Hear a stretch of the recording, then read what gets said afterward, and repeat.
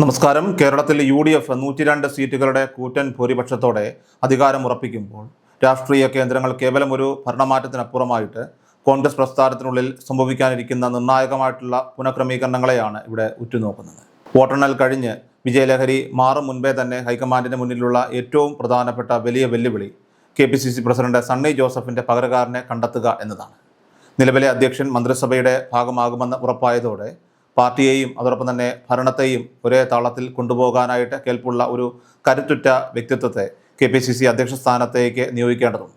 ഭരണത്തിൻ്റെ ആദ്യ നാളുകളിൽ തന്നെ പാർട്ടി സംവിധാനത്തിൽ ഒരു വിടവ് ഉണ്ടാകുന്നത് മുന്നണിക്ക് ദോഷം ചെയ്യുമെന്ന തിരിച്ചറിവിൽ ഇപ്പോൾ അതിവേഗത്തിലുള്ളതും അതോടൊപ്പം തന്നെ എന്നാൽ അതീവ ജാഗ്രതയോടെയുള്ളതുമായിട്ടുള്ള നീക്കങ്ങളാണ് ഡൽഹി കേന്ദ്രീകരിച്ച് ഇപ്പോൾ നടക്കുന്നത്. മുഖ്യമന്ത്രി സ്ഥാനത്തെ ചൊല്ലിയുള്ള തർക്കങ്ങളൊക്കെ തന്നെ പരിഹരിക്കുന്നതിനൊപ്പം തന്നെ പാർട്ടി അധ്യക്ഷൻ്റെ കാര്യത്തിൽ സർവ്വസമ്മതമായിട്ടുള്ള ഒരു തീരുമാനം എടുക്കുക എന്നത് ഹൈക്കമാൻഡിനെ സംബന്ധിച്ച ഒരു അഗ്നിപരീക്ഷയാണ്. അധ്യക്ഷ പദവിക്കായിട്ട് മുതിർന്ന നേതാക്കളുടെ ഒരു നീണ്ട നിര തന്നെ ഉണ്ടെങ്കിലും രാഷ്ട്രീയ നിരീക്ഷകരുടെയും അതോടൊപ്പം തന്നെ സാധാരണ പ്രവർത്തകരുടെയും ഒക്കെ തന്നെ ശ്രദ്ധ ഒരുപോലെ കേന്ദ്രീകരിക്കുന്നത് ഷാഫി പറമ്പിൽ എന്ന യുവ നേതാവിലേക്കാണ്. ഗ്രൂപ്പ് സമവാക്യങ്ങൾക്കും സാമുദായിക കണക്കുകൾക്കുമൊക്കെ തന്നെ അപ്പുറമായിട്ട് ഷാഫിക്ക് ലഭിക്കുന്ന സ്വീകാര്യത കോൺഗ്രസിനുള്ളിൽ വലിയൊരു മാറ്റത്തിൻ്റെ സൂചനയായിട്ട് കണക്കാക്കപ്പെടുന്നു. എ ഗ്രൂപ്പിലെ പ്രമുഖ നേതാക്കളുടെ വ്യക്തമായിട്ടുള്ള പിന്തുണയും അതോടൊപ്പം തന്നെ AICC ജനറൽ സെക്രട്ടറി KC വേണുഗോപാലിൻ്റെ ചായ്വും ഷാഫിയുടെ സാധ്യതകൾക്ക് ഇരട്ടിക്കരുത്ത് പകരുന്നുണ്ട്. മുഖ്യമന്ത്രി സ്ഥാനത്തെ ചൊല്ലി പാർട്ടിക്കുള്ളിൽ ഉണ്ടാകാൻ സാധ്യതയുള്ള മുറുമുറുപ്പുകളൊക്കെ തന്നെ കുറയ്ക്കാനും ഭരണത്തിനാവശ്യമായിട്ടുള്ള പാർട്ടി പിന്തുണ ഉറപ്പാക്കാനും ഊർജ്ജസ്വലനായിട്ടുള്ള ഒരു നേതാവ് അത്യന്താപേക്ഷിതമാണെന്ന വാദം ഇപ്പോൾ ഹൈക്കമാൻഡ് വളരെ ഗൗരവമായി തന്നെ പരിഗണിക്കുന്നു. കേവലം ഒരു പദവി വിഭജനം എന്നതിലുപരിയായിട്ട് വരാനിരിക്കുന്ന വെല്ലുവിളികളെ നേരിടാനായിട്ട് പാർട്ടിയെ സജ്ജമാക്കാൻ ഷാഫിയുടെ സംഘടനാ മികവിന് കഴിയുമെന്നാണ് പൊതുവെയുള്ള വിലയിരുത്തൽ. സീനിയോറിറ്റിയുടെയും മുൻകാല അനുഭവ സമ്പത്തിൻ്റെയും ഒക്കെ തന്നെ പേരിൽ അവകാശവാദം ഉന്നയിച്ച് കൊടിക്കുന്നിൽ സുരേഷും ആന്റോ ആന്റണിയും രംഗത്തുണ്ട് എന്നത് തള്ളിക്കളയാനാവില്ല. കഴിഞ്ഞ തവണ അവസാന നിമിഷം പദവി നഷ്ടപ്പെട്ട സാഹചര്യവും തൻ്റെ പാർലമെൻ്ററി പരിചയ സമ്പത്തും ഉയർത്തിക്കാട്ടി കൊടിക്കുന്നിൽ സുരേഷ് ശക്തമായ സമ്മർദ്ദം ചെലുത്തുന്നു. അതുപോലെ തന്നെ ക്രൈസ്തവ പ്രാതിനിധ്യം ഉറപ്പാക്കണമെന്ന വാദവുമായിട്ട് ആന്റോ ആന്റണിയും സജീവമാണ്.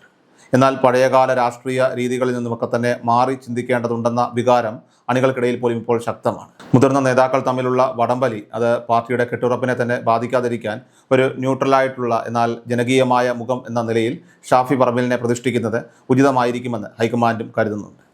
സീനിയർ നേതാക്കളുടെയൊക്കെ തന്നെ താല്പര്യങ്ങൾ സംരക്ഷിച്ചുകൊണ്ട് ഷാഫിയെ പോലൊരു യുവമുഖത്തെ കൊണ്ടുവരുന്നത് പാർട്ടിയുടെ പ്രതിച്ഛായ വർദ്ധിപ്പിക്കുമെന്ന കണക്കുകൂട്ടലിലാണ് ഒരു വിഭാഗം നേതാക്കൾ. സാമുദായിക സന്തുലിതാവസ്ഥ ഉറപ്പാക്കുക എന്നത് കേരളത്തിലെ കോൺഗ്രസ് രാഷ്ട്രീയത്തിൽ എന്നും ഒരു നിർണായകമാണ്. സണ്ണി ജോസഫ് മന്ത്രിസഭയിലേക്ക് മാറുമ്പോൾ ഒഴിവ് വരുന്ന ക്രൈസ്തവ മുഖത്തിന് പകരമായിട്ട് മറ്റൊരു ക്രൈസ്തവ നേതാവ് വരണമെന്ന സാമ്പ്രദായിക ചിന്താഗതിക്ക് ഇത്തവണ ഒരുപക്ഷെ മാറ്റം വന്നേക്കാം. ന്യൂനപക്ഷ വിഭാഗങ്ങളിൽ നിന്നും പ്രത്യേകിച്ചും മുസ്ലിം സമുദായത്തിൽ നിന്നുമുള്ള ശക്തനായിട്ടുള്ള ഒരു യുവ നേതാവ് KPCCയുടെ അധ്യക്ഷ സ്ഥാനത്ത് വരുന്നത് വരാനിരിക്കുന്ന ലോക്സഭാ തെരഞ്ഞെടുപ്പിൽ UDFനെ സംബന്ധിച്ച് വലിയ ഗുണം ചെയ്യുമെന്ന് കേന്ദ്ര നേതൃത്വവും കണക്ക് കൂട്ടുന്നുണ്ട്. കേരളത്തിലെ യുവജനങ്ങളെയും ന്യൂനപക്ഷങ്ങളെയും ഒരുപോലെ സ്വാധീനിക്കാനായിട്ട് ഷാഫിക്ക് കഴിയുമെന്ന റിപ്പോർട്ടുകൾ ഹൈക്കമാൻഡിനും ലഭിച്ചിട്ടുണ്ട്. സണ്ണി ജോസഫിന് പകരം മറ്റൊരു ക്രൈസ്തവ നേതാവിനെ കണ്ടെത്തുക എന്നതിനേക്കാൾ ഉപരിയായി വോട്ടർമാരുടെ പൾസ് കൃത്യമായി അറിഞ്ഞ് പ്രവർത്തിക്കാൻ കഴിയുന്ന ഷാഫിയെ പോലെ ഒരാൾക്ക് ഇതിൽ മുൻഗണന നൽകുന്നത് ഒരു ലോങ് ടേം രാഷ്ട്രീയ തന്ത്രത്തിൻ്റെ ഭാഗമായിട്ടാണ് ഇവിടെ വിലയിരുത്തപ്പെടുന്നത്. ബെന്നി ബെഹനാൻ്റെ പേരും ചർച്ചകളിലൊക്കെ തന്നെ സജീവമായിട്ട് ഉയർന്നു കേൾക്കുന്നുണ്ടെങ്കിലും പാർലമെൻറ്റ് തെരഞ്ഞെടുപ്പ് ലക്ഷ്യമിട്ടുള്ള കർമ്മ പദ്ധതികൾക്കാണ് ഹൈക്കമാൻഡ് ഇപ്പോൾ മുൻഗണന നൽകുന്നത്. നിലവിലെ സാഹചര്യത്തിൽ ഭരണത്തിൻ്റെ ശോഭ കെടാതെ കാക്കാനും സർക്കാരിൻ്റെ ജനക്ഷേമ പദ്ധതികളൊക്കെ തന്നെ ജനങ്ങളിലേക്ക് എത്തിക്കാനും സജീവമായിട്ടുള്ള ഒരു പാർട്ടി അധ്യക്ഷൻ അത്യാവശ്യമാണ്.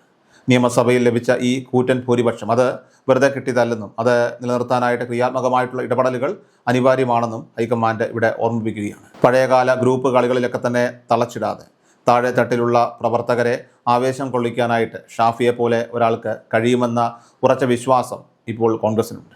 ഇതിൻ്റെ പിന്തുണ ഇപ്പോൾ സോഷ്യൽ മീഡിയയിലടക്കം തന്നെ ഏറെ പ്രകടവുമാണ്. ഗ്രൂപ്പ് നേതാക്കൾക്കിടയിലുള്ള സമവായം ഉണ്ടാക്കിയെടുക്കാനായിട്ട് ഷാഫിയുടെ പേര് ഒരു പാലമായിട്ട് പ്രവർത്തിക്കുമെന്നും രാഷ്ട്രീയ കേന്ദ്രങ്ങൾ വിശ്വസിക്കുന്നു. അന്തിമ തീരുമാനത്തിനായിട്ട് രാഷ്ട്രീയ കേരളം ഇപ്പോൾ ദില്ലിയിലേക്കാണ് നോക്കുന്നത്. വരും ദിവസങ്ങളിൽ നടക്കാനിരിക്കുന്ന നിർണായകമായിട്ടുള്ള ഹൈക്കമാൻഡ് ചർച്ചകളിൽ മുഖ്യമന്ത്രിയുടെ കാര്യത്തിനൊപ്പം തന്നെ KPCC അധ്യക്ഷൻ്റെ കാര്യത്തിലും വ്യക്തത വരുന്നതായിരിക്കും. സണ്ണി ജോസഫ് ഒഴിഞ്ഞ കസേരയിലേക്ക് ഷാഫി പറമ്പിൽ തന്നെ എത്താനുള്ള സാധ്യതകൾക്കാണ് നിലവിലിപ്പോൾ കൂടുതൽ മുൻതൂക്കം. എങ്കിലും അവസാന നിമിഷം ഉണ്ടാകാവുന്ന രാഷ്ട്രീയ അട്ടിമറികളെ ഇവിടെ തള്ളിക്കളയാനാവില്ല. ഏതായാലും വരാനിരിക്കുന്ന 5 വർഷത്തെ UDF ഭരണത്തിൻ്റെ ദിശ നിർണ്ണയിക്കുന്നതിൽ ഈ അധ്യക്ഷ തെരഞ്ഞെടുപ്പ് വലിയ പങ്ക് വഹിക്കുന്നതായിരിക്കും. കേരളത്തിലെ സാധാരണ കോൺഗ്രസ് പ്രവർത്തകരൊക്കെ തന്നെ ആഗ്രഹിക്കുന്നത് ഒരു തലമുറ മാറ്റത്തിനാണ്. ഒരു തലമുറ മാറ്റത്തിന് ഹൈക്കമാൻഡ് പച്ചക്കൊടി വീശുമോ അതോ സമവായത്തിൻ്റെ പേരിൽ പഴയ രീതികൾ തുടരുമോ എന്നതാണ് വരും ദിവസങ്ങളിൽ വ്യക്തമാവുക.